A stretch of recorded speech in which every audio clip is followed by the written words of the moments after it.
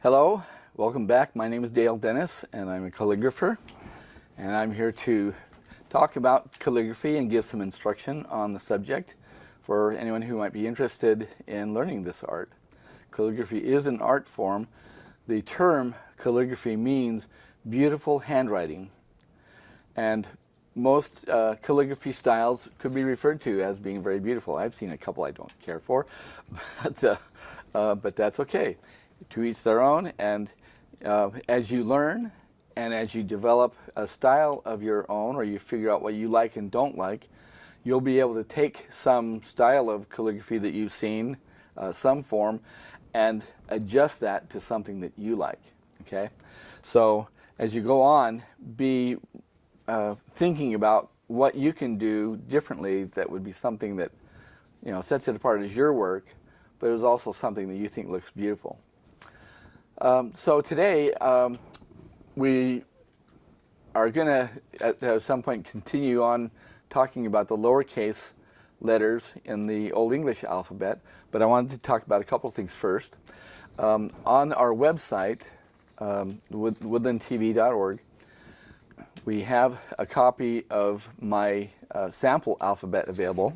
I'm going to show you what this looks like. We can get a shot of it here. And this sample alphabet can be downloaded as a PDF document, and then you can print this out and have it as a sample that you can use to learn and copy as form as you're in the process of learning. And as I talked about before, you can also take a piece of tracing paper, lay it over the top of your sample alphabet, and then practice making the letters over the samples, and that can help you learn as well. You just need to make sure you have a tip that's a similar size so that it'll reproduce well for this size. So that's the sample alphabet. Again, remember, it's available on the website, and also available on our website are the episodes of this show. They will all be available there, and you're welcome to go in and re-watch them as many times as you like or need. And if you are trying to figure out how to produce a certain letter that is being difficult for you, you can find where I have demonstrated that letter during the show, and be playing it on our website. It's links to Vimeo, and so as you're playing through, you can back it up and repeat a segment so that you can watch that particular segment as many times as you need to be able to figure out what's going on and practice. Okay, and 90% of learning calligraphy really is practice. It is like learning to write all over again, and I mentioned that previously. If you can ever look back at any of your handwriting from when you were in grade school, early in grade school, you'll see that your writing was probably as atrocious as mine was. Some people's weren't. Some were naturally gifted, but for a lot of us, writing well takes some work and practice. I've been doing this for close to 50 years, and so I've had a lot of practice, a lot of time to practice, and you need to take the time to practice for yourself. Now, I wanted to also show you some of the different implements that I use for doing calligraphy. The first thing I'm going to show you is this set of pencils, and I talked about doing this earlier in one of the shows, where you can take a pair of pencils and just tape them together. I taped this pair together with some painter's tape. It's kind of like masking tape.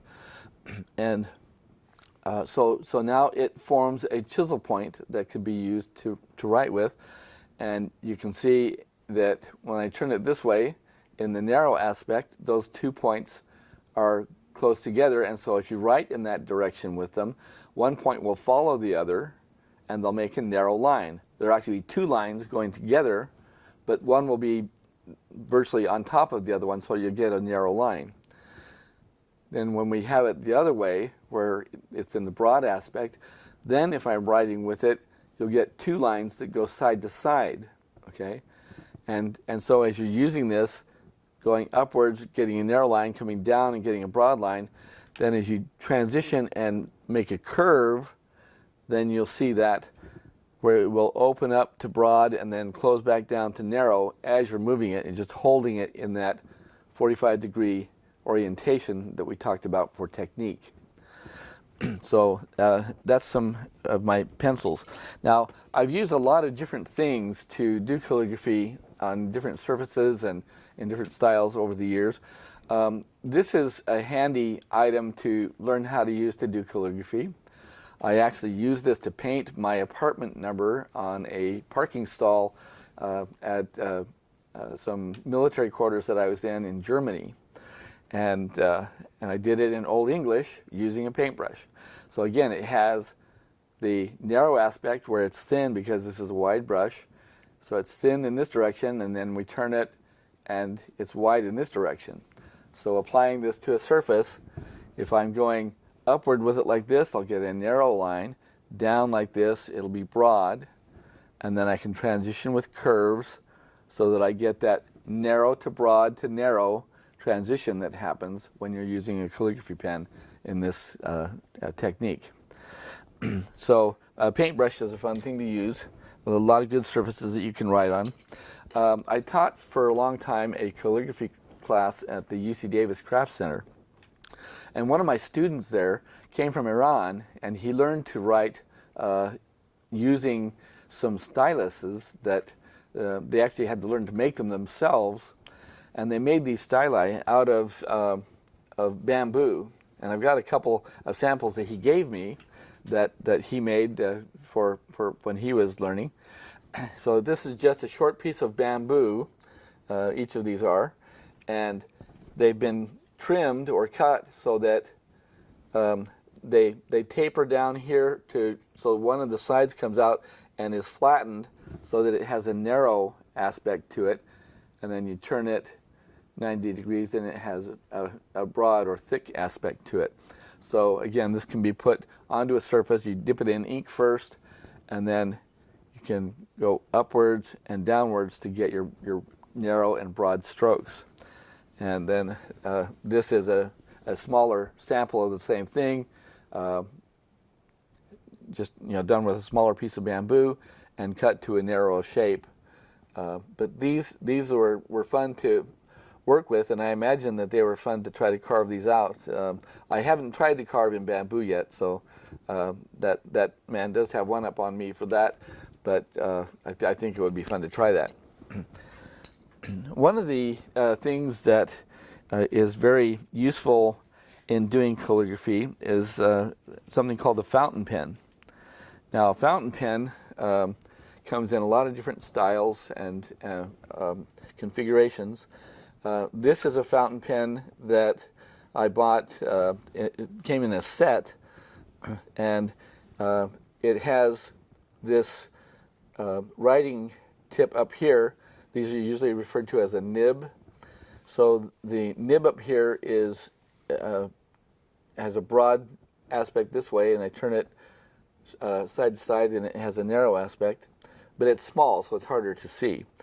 But inside of this one, if I screw this off, this has an ink cartridge that can be inserted into the pen, and that supplies the ink to the nib, so you can write with this for quite a while. And the ink can be purchased in replacement cartridges, so you can get refills, and it can also be purchased with different colors. So if you have a couple of different pens, so you don't want to, don't have to rinse one out every time you want to change color. If you get a couple of different pens, you can have a couple of colors going and have some color aspects to your work as well. This is a fountain pen that I purchased when I was in Ireland, and this particular pen uses a little lever on the side that can be pulled outward, and it compresses a little rubber tube on the inside of the pen. That's where the cartridge would be on the other pen. So I dip this into a bottle of ink, and I pull this lever out. It compresses that little rubber tube so that it forces air out of it, and then when I throw the lever back in, it sucks ink in from the bottle, so it loads it up with enough ink that it can be used to write with. Now, you may have seen old silent movies where they have a pen like this and they take the lever and they pull it out and it shoots a stream of ink out at somebody who's wearing a white shirt and they get all upset. These pens don't really work that way. Those were movie props and were designed to have a nice pressure stream coming out of them. This pen will not shoot ink very far, if at all. It'll kind of dribble out and come out, drop on the floor, and someone will get mad at you for dribbling ink out there. So don't try to use them that way. They don't work that way. I have some other fountain pens here that this is another lever style. And then this one has the same kind of rubber tube that can be filled. So you would put this into a bottle of ink, and then there's a metal clip around that rubber tube, and you compress those together to force the air out of the tube, and then let it go, and it'll suck ink back into the tube, and you're loaded up and ready to go. So there's a lot of different kinds of fountain pens that have been available, and you can see what's available there. You can find a lot of different kinds of calligraphy supplies and pens at craft stores and art stores. So good places to look for those. Now, this particular pen that I have here is called a quill pen. Now, quill pens used to be made from turkey feathers and goose feathers. And they would cut them down and shape them so that they kind of had a shape similar to this nib, and they would make a slit in the end, and that slit allows ink to be drawn up into the curved backside here, so it kind of creates its own little ink well. And so then you can write with this, and that split in the end makes it so that when you're writing upward, it gives a narrow line, but when you pull down and a broad stroke, it spreads the two pieces of that tip apart, and you get a broad line. So you have narrow going up, broad coming down. And you'll see a lot of writing in old documents that looks that way, where the upstrokes are narrow, the broad strokes are down, and those are all done with a quill pen. Now, this is another writing implement that I have.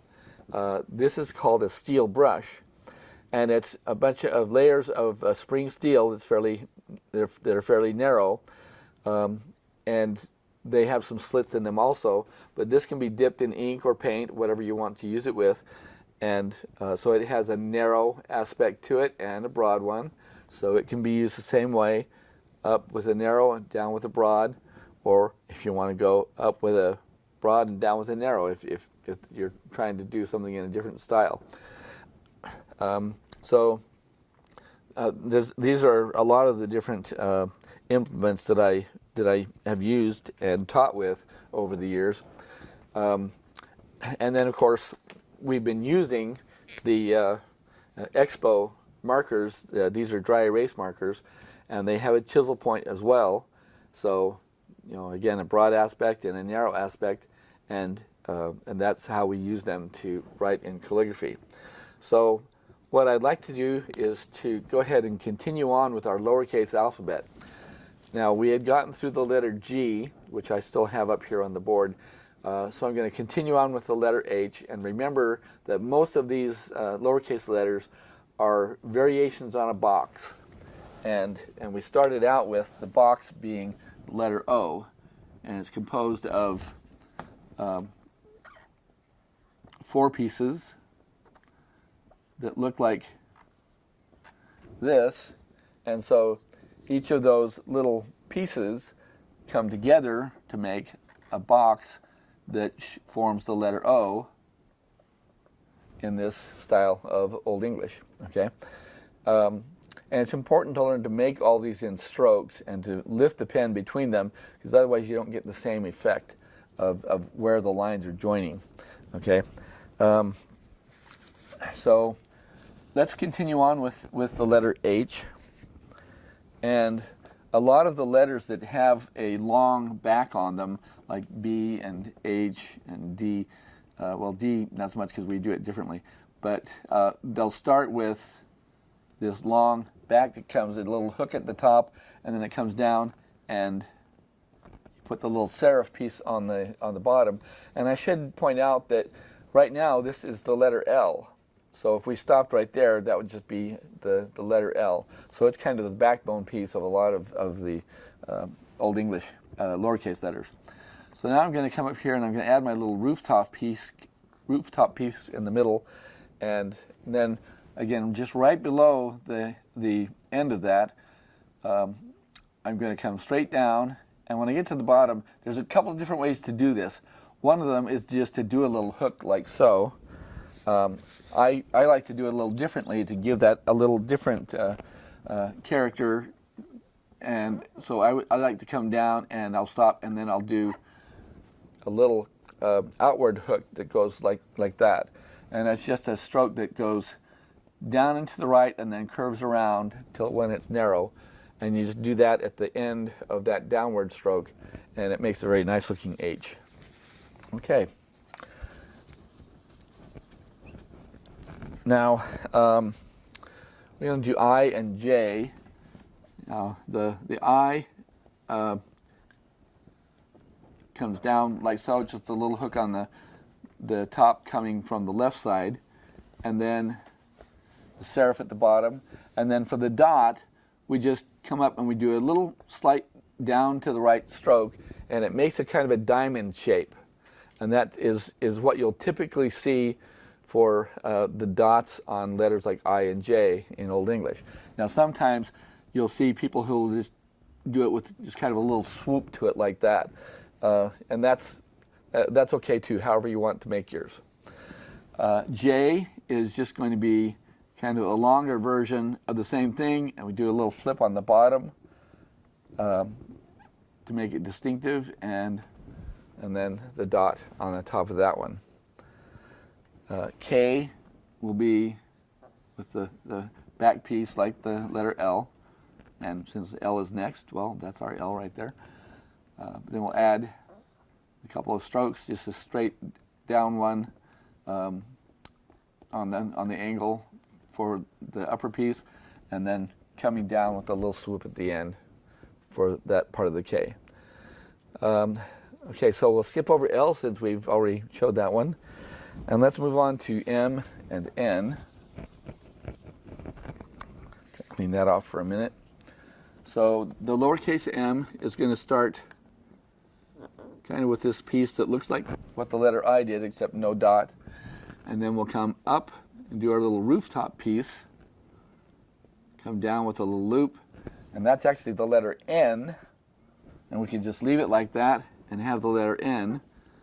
But when we want to do M, we just do that same thing again, up in the little rooftop and down, and we have the letter M.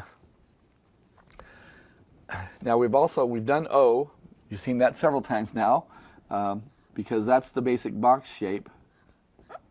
Okay, so let's talk about P, and P is going to have a long descending piece and then a little kind of back flip on the bottom. Then we come up with our rooftop, make the other three sides of the box, and that's the letter P. Now Q is going to look similar in a way, just done in reverse. So we'll start with the left half of the box, kind of like we did for G. Looks similar to this point, except when we come down, we're going to, instead of swinging around like we did for G, we're going to just come off to the right direction with a little tail, little vertical curl, horizontal curl for the letter Q. R is going to be, again, the top and the side of the box with the little serif on the bottom of the outside. S is going to be done similar to how we did the capital letter.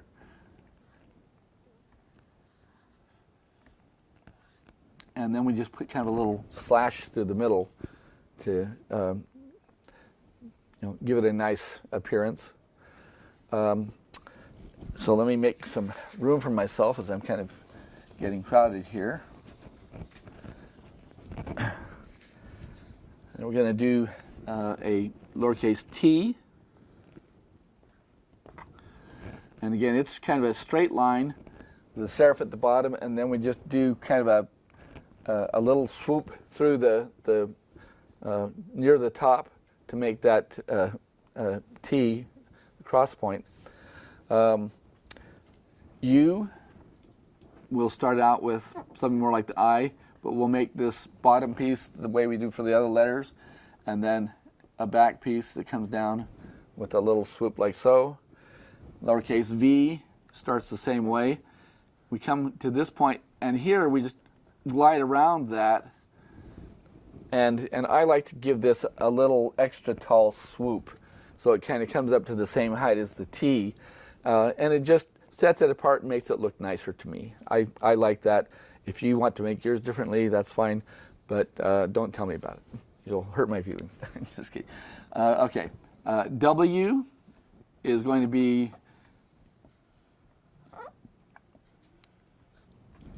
almost an upside down M, but we do more like a serif piece, like the bottom of the box for this first one, and then the other two just curl around like so.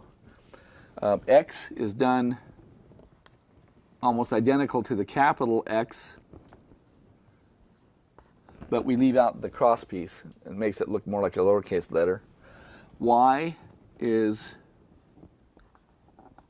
done pretty much like the U to this point, and then we're just going to curve around and give it a nice little swoop like so to do the descender, okay?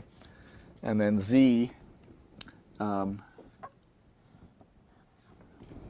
is just like a little Zorro Z, you know, two horizontal waves connected by a slanted narrow line.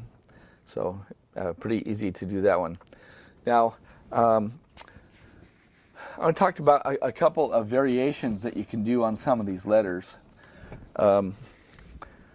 I had a young 5th grade girl that I was teaching, and she just took off doing her calligraphy without hardly any instruction. As soon as she figured out what the technique was, she was off and running and doing the whole alphabet by herself.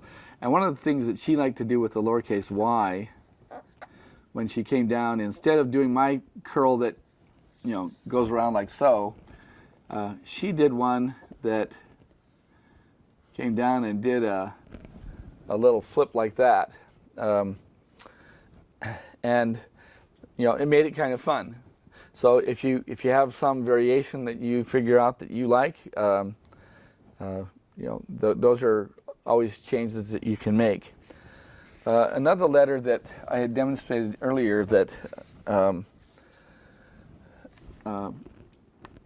that we kind of did in a rather plain way was the letter F. I think it came out kind of like that. Another thing that you can do with an F, though, to give it some flair, is to come down here and instead of stopping there, just come out with a tail like so that goes underneath the rest of it, and then add the cross piece. And again, when you're doing the double F, as I showed before, you can just turn that lower swoop around and come through the middle so that it becomes the cross piece for both of the Fs.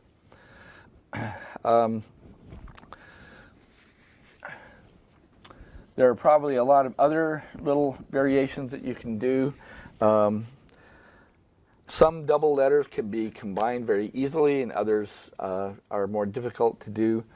So, you know, play with it and see what you can do and what you like. The main thing, the most important part of it, though, is that in order for a variation to work, no matter how artistic it is, it needs to be identifiable as the letter that you intend it to be. Just to give you a very quick example of this, on the Declaration of Independence, you may have not noticed this before, but the capital A on America looks like this, and I kind of did it wrong here. It's more of it has a little bit more of a separator in the middle, and then they have a little line that comes down in the center like this. And people look at that and they say, that looks more like an H. and it does, okay? But in that time period, that might have looked more like an A, and so they could get away with it. I encourage you to make your A look more like an A. There's a lot of ways to do that. Well, that's all the time we have for today. I want to thank you for joining us. We've had a lot of fun demonstrating calligraphy, and I hope that this will be useful to you and that you get a lot of fun out of it. Thank you again.